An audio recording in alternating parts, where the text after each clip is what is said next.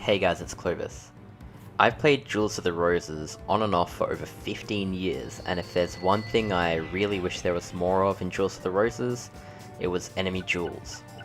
This video is being made for the purpose of explaining how I make these custom enemy deck videos you'll see me uploading soon.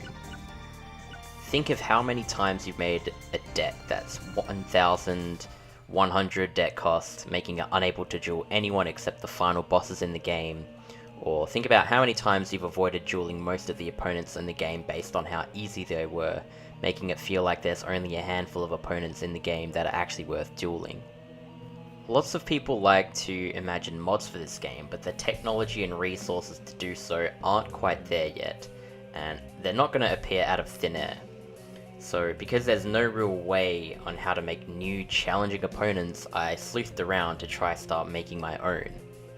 Years ago, I bought an Action Replay Max. Such a cheating device is what enabled me to get unlockable cards such as the Ritual monsters, and Mirror Force and Ryoku and all those monsters everyone wants. And it turns out the device is quite versatile. You can put in your own codes, provided you have someone to make them, or if you make them yourself. And a friend of mine in the community was able to create codes with some limits. So this was my ticket to being able to make custom opponents. So we already have the custom duel, but the problem is Deckmaster K always picks the same deck that you do. It's really unfortunate the game didn't let you pick a different deck to the enemy to set your enemy up with a nice deck you've created different to your own. So I talked to Generic Mad Scientist to create a code that made it so that Deckmaster K always picked deck A out of your 3 decks, out of A, B, and C. This way Deckmaster K would pick deck A every time, while I could pick deck B or C, and now I could duel against an enemy with a deck that I've created that was different to my own. But that's quite a limited way of doing this. Eventually GMS had created a series of codes that actually serves multiple purposes. The codes he created basically make it so that the Yorkist side is always played by an existing AI in the game. He also did an entire list of Lancastrian codes, which you can find in the video I've put in the description of this video. But the ones I'm most interested in are the Yorkist AI codes. Remember, you'll need a cheating device to enter these codes. I'm using an Action Replay Max. But if you're using something other than Action Replay Max, you can convert the codes so that they function in your cheating device using a program called Omniconvert, so you can add them into GameShark or Codebreaker or whatever. So when you duel player 1 versus player 2 in the custom duel, the second player plays the Yorkist side. So instead, if I enter an Action Replay Max code that makes it so that the Yorkist side is played by an existing AI in the game, I can actually duel any AI in the game with any deck I create for it by going to the custom duel with an AI cheat enabled and a memory card in the second slot, which has the deck I want the enemy to play. We can also create a map for this duel and include the map on the same memory card that we play the opponents on, so that we can pick that map in the custom duel with that deck and then duel it with the AI that the cheat has entered. So now that we've established how I actually make this possible, let's talk more about the possibilities of this scenario. We all know the AI are pretty stupid, so we have to cater to them for these duels. We have to essentially pick an AI that we know can function in a certain way, then build a deck and map around that AI. The deck we make must include cards that they can play, and the map we make must not have spaces that hinder the enemy's ability to function. In terms of what cards the enemy will play, the AI is quite limited. In terms of monsters, virtually all AI can function normally playing monsters. Most AI will always fuse monsters, with the exception of Tristan and Bakura, and every single AI in the game is capable of using equips on top of monsters. However, if you duel Weevil or Rex with less than 3 wins, they do not play equips. A similar thing occurs with Taya's AI. Taya's AI will not fuse monsters if you do not have at least 3 wins. After monsters, you have spell and trap cards. Luckily, trap cards are easy for the AI to play.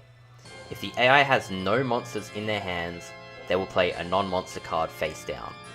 You may have noticed sometimes the enemy plays an equip face down seemingly for no reason, but that's just what occurs when the enemy does not have enough summoning power to play any monster in their hand. They will play a non-monster card face down so that they draw another card for the next turn. If this happens to be a trap, it functions quite seamlessly into how you would play a trap. short range or full range. It just sits there until you trigger it. If this is a spell, however, that the enemy plays face down, it can cause problems because the opponent likely won't activate it. Most of the time, the opponent will never activate spell cards unless it is programmed to do so.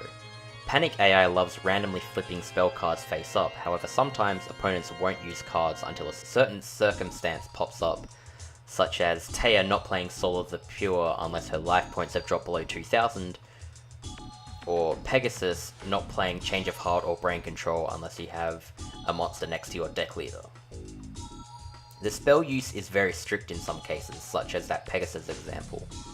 But we also know that Pegasus loves to use Tremendous Fire and Mimicat, but there's a couple problems here. First of all, Pegasus doesn't know how to use any other burn card, so if you want to make a burn deck and you want to use a Pegasus AI, you're limited to him only being able to use Tremendous Fire and Revival with Mimicat and activate it more. As for Mimicat, Pegasus will only ever use it to revive Tremendous Fire and it will not use it for anything else. This specific card revival is tied to the AI, and only enemies in the game that use revival cards are actually programmed to revive anything. Yugi, for example, will use Magician of Faith to revive either Swords of Revealing Light or Mirror Force, but seemingly nothing else. Joey's AI doesn't even function when playing Copycat. He instead leaves it in attack mode and never activates it. This implies the code is buggy, or he wasn't programmed to use the card at all and they stuck at it anyways. A similar non-function occurs when you flip up an opponent's Brain Control or Change of Heart on an AI that doesn't have that card and isn't programmed to use it. If they double tap the card after you flip it up, like the AI likes to do that sometimes, they will activate it but then not know how to use it, and you'll be left on the graveyard screen for an indefinite amount of time. Another example with the revival cards is Mai. She will only ever revive Harpy's Pet Dragon with Monster Reborn. If Harpy's Pet Dragon isn't in the graveyard, she won't use it. But do remember that if you use these cards and send them to the graveyard, the enemy AI can actually revive them from your graveyard because it knows how to do so. So that's something you can add in there. Then we also have the way the map and the enemy AI function around the map. You may have seen the manipulation before where you play a strong monster in the middle of the field and get Seto's AI to move forward. This occurs because he blocks his own path to the spot which he wishes to travel in the corner, then tries to go around the labyrinth to get to it. If you set up the map to block him in any way, shape or form, his pathing will be obstructed and he will not function normally. More opponents like to move around, like Jasper, Dice Tutor, Grandpa. I have no idea what's going on with him when I use him, but he seems to move around every single turn. He'll try moving forward, but if he blocks the space he wants to move by playing a card there, he'll move in a different direction. This AI simply just refuses to function on the Yorkist side regardless of how you make the map, so unfortunately I can't use this AI at all, despite the fact that I wanted to make a burn deck using him because he does know how to use Tremendous Fire and he does know how to use other cards he has, such as Just Desserts, Ukazi, and Final Flame, but for some reason when I tried to use him on the Yorkist side, he never activated these cards, so unfortunately I just cannot use him. Some of the best AI you can use include the bosses and Pegasus, but remember they are limited in terms of what spells they use and can't use.